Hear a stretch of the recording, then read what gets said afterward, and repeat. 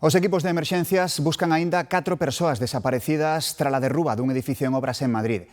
O sinistro deixou, ademais, 3 feridos, un deles de carácter grave. Aconteceu contra 1 da tarde na Rúa de Hileras, preto da Praza da Ópera, en pleno centro de Madrid. Parte dos forxados dun edificio de 6 plantas que estaba en obras viñase abaixo fronte ao salón de peiteado que rexenta esta muller. Pero he ido a abrir la puerta y he visto cómo caía como un volcán desde arriba hacia abajo, todo el derrumbe de tierra, ha sido un estruendo horroroso. Había unha trintena de traballadores dentro, 2 sufriron feridas leves e outro foi trasladado ao hospital cunha perna rota. Doutros 4, a arquitecta e 3 traballadores de Malí, Guinea e Ecuador, non se sabe nada. A súa busca, din as autoridades, levará tempo.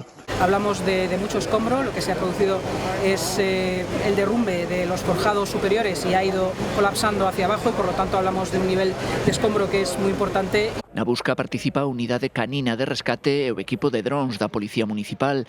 Ao mesmo tempo, os bombeiros traballan para apuntalar a estrutura que quedou en pé. O edificio levaba 4 meses en rehabilitación para convertelo nun hotel.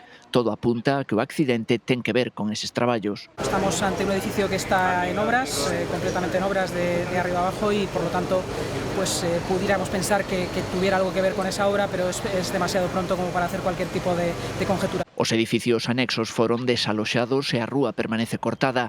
A Inspección de Traballo xa está revisando as condicións laborais da obra.